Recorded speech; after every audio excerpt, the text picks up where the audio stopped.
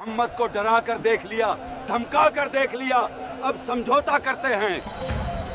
उनसे काम नहीं बन रहा, चलो डिप्लोमेसी ट्राई करते हैं, कुछ लेन देन करते हैं। ये बात है एक डील की, एक ऐसे समझौते की जो आज तक की हिस्ट्री का सबसे बड़ा समझौता हो सकता था। ओ मोहतरम, हम तुम्हें मक्का का सबसे अमीर आदमी बना देंगे। ये बात है उस दो टोक फैसले की जिसने इस्लाम और कुफ्र के दरमियान हमेशा के लिए लकीरें खींच दी। 1 साल तुम हमारे खुदाओं की इबादत करो, 1 साल हम तुम्हारे रब की इबादत करेंगे। लेकिन जवाब में क्या मिला? कोई डिप्लोमेसी नहीं, कोई कंफ्यूजन नहीं, जवाब मिला अल काफिरून। जी हाँ, ये बात है सूरतुल काफिरून की। बिस्मिल्लाहिर्रहमानिर्रहीम।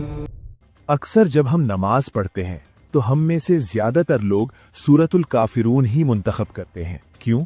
क्योंकि ये छोटी है, याद करने में आसान है और कुल या अय्युहल काफिरून बोलते ही काम खत्म।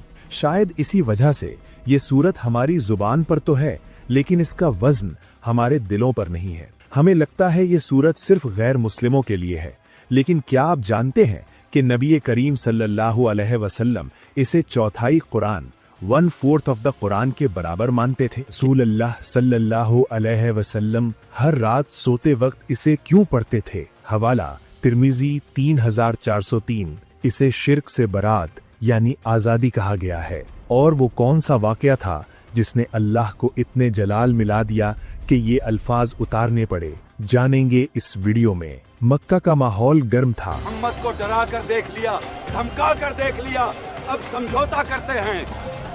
कुरैश के सरदारों ने सब कुछ आजमा लिया था। उन्होंने बिलाल रजी अल्लाह अन्हु को तपते सहरा में घसीटा। उन्होंने अम्मार और यासिर रजी अल्लाह अन्हुमा की फैमिली पर जुल्म की इंतहा कर दी, लेकिन इस्लाम फैलता जा रहा था। एक दिन कुरैश के बड़े बड़े लीडर्स वलीद बिन मुगीरा, अलास बिन वाइल, उमैया बिन खलफ और असवद बिन मुत्तलिब काबा के पास जमा हुए। जितना हम उन्हें दबाते हैं ये उतने ही मजबूत हो रहे हैं। तो क्या करें? क्या अपने बाप दादा का दीन छोड़ दें? नहीं, मारपेट से काम नहीं चलेगा। तो क्या करें? सियासत। हम मोहम्मद के पास एक पेशकश लेकर जाएंगे। और फिर वो रसूलुल्लाह सल्लल्लाहु अलैहि वसल्लम के पास आए और कहा, ए मोहम्मद सल्लल्लाहु अलैहि वसल्लम, झगड़ा खत्म करते हैं, हम तुम्हारे लिए पैसा जमा करते हैं, तुम हम सबसे ज्यादा अमीर हो जाओगे। अगर शादी करनी है तो मक्का की सबसे खूबसूरत औरत से तुम्हारी शादी करा देते हैं, बस हमारी बात मान लो। रसूल अल्लाह खामोश रहे। तब उन्होंने अपना मास्टर कार्ड खेला। बस हमारी एक शर्त है। उन्होंने कहा, चलो हम तुम्हारे खुदा की इबादत करेंगे, लेकिन बदले में 1 साल तुम हमारे लात और उज्जा की इबादत करो, अगले साल हम फिर तुम्हारे अल्लाह की इबादत करेंगे। 1 साल तुम हमारे खुदाओं की इबादत करो, 1 साल हम तुम्हारे रब की इबादत करेंगे। इस तरह हम दोनों पार्टीज खुश रहेंगी। सोचिए जरा, आज के दौर में इसे इंटरफेथ हार्मनी या कॉम्प्रोमाइज कहा जाता। वो कह रहे थे, थोड़ा तुम एडजस्ट करो, थोड़ा हम एडजस्ट करते हैं। रसूलुल्लाह के लिए ये बहुत नाजुक वक्त था। एक तरफ तो पूरी कौम की दुश्मनी खत्म हो सकती थी, यानी अमन आ सकता था, लेकिन अल्लाह को ये मिक्सिंग पसंद नहीं आई। हक और बातिल का शेक हैंड अल्लाह को गवारा नहीं था। इसी वक्त जिब्राइल अलैहिस्सलाम आए और ये सूरत नाजिल हुई। आइए इस सूरत को समझते हैं, वैसे ही जैसे उस वक्त कुरैश ने सुना और हिल गए। बिस्मिल्लाहिर्रहमानिर्रहीम।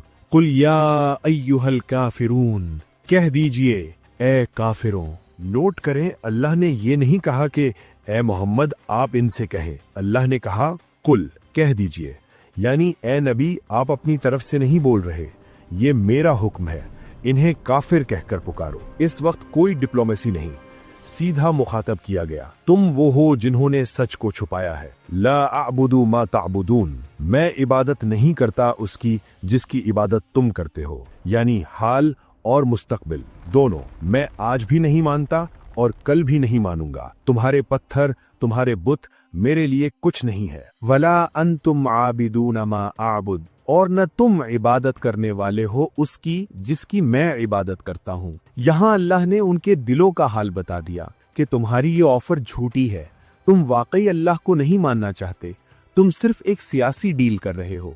अब यहाँ एक सवाल आता है और ये बहुत अहम है। अगली आयात एक जैसी लगती हैं, रिपीट लगती हैं।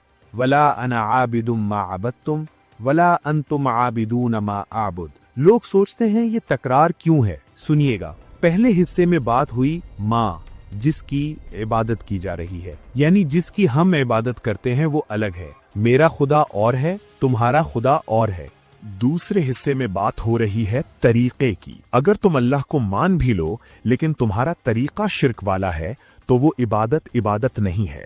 मैं वैसे इबादत नहीं कर सकता जैसे तुम करते हो, सीटियां बजाना, नंगा होकर तवाफ करना, और तुम वैसे इबादत नहीं कर सकते जैसे मैं करता हूँ। तौहीद, नमाज, तो ना हमारा माबूद एक है और ना हमारा तरीका एक हो सकता है। मुकम्मल अलहिदगी, कंप्लीट सेपरेशन। लकुम दीनुकुम वलिय दीन, तुम्हारे लिए तुम्हारा दीन और मेरे लिए मेरा दीन। ये कोई अमन मुआहिदा नहीं था कि सब सही है। इसका मतलब था deal cancel, the deal is of. तुम अपने रास्ते जाओ, मैं अपने रास्ते। अब हमारे बीच कोई समझौता नहीं हो सकता।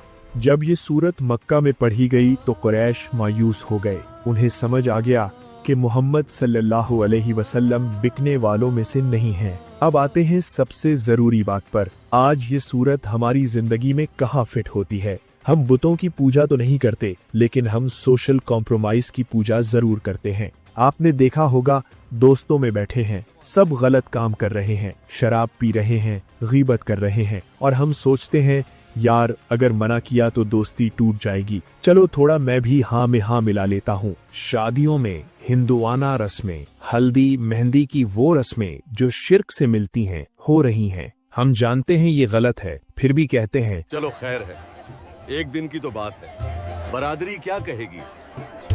ये सूरतुल काफिरून हमें सिखाती है अपनी पहचान का बुहरान मत रखो। जो सही है वो सही है, जो गलत है वो गलत है। आप हक और बातिल का कॉकटेल नहीं बना सकते। रसूल अल्लाह सल्लल्लाहु अलैहि वसल्लम इस सूरत से इतनी मोहब्बत करते थे कि सही मुस्लिम हदीस 726 में है कि आप सल्लल्लाहु अलैहि वसल्लम अक्सर फजर की सुन्नतों में और मगरिब की सुन्नतों में सूरतुल काफिरून और सूरतुल इखलास पढ़ते थे। दिन का आगाज और इंजाम दोनों तौहीद के साथ। अबू दाऊद हदीस 5055 है।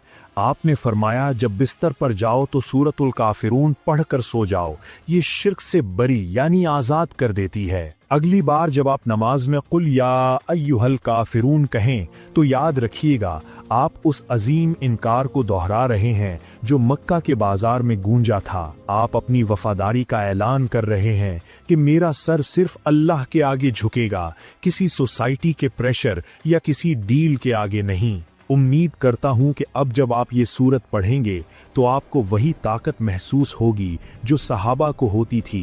वीडियो पसंद आई हो तो इसे शेयर जरूर करें, क्योंकि अच्छी बात फैलाना भी सदक़ाए जारिया है। और हाँ, एक गुजारिश है, हम चाहते हैं कि ऐसी ही हाई क्वालिटी वीडियोस पूरे कुरान पर बनाएं। अगर आप चाहते हैं कि ये मिशन चलता रहे तो हमारी कम्युनिटी ज्वाइन करें। आपका एक छोटा सा शेयर किसी की हिदायत का जरिया बन सकता है। अगली वीडियो में हम बात करेंगे एक और ताकतवर सूरत की। तब तक के लिए अपना ख्याल रखें, अपने ईमान की हिफाजत करें। अस्सलामु अलैकुम।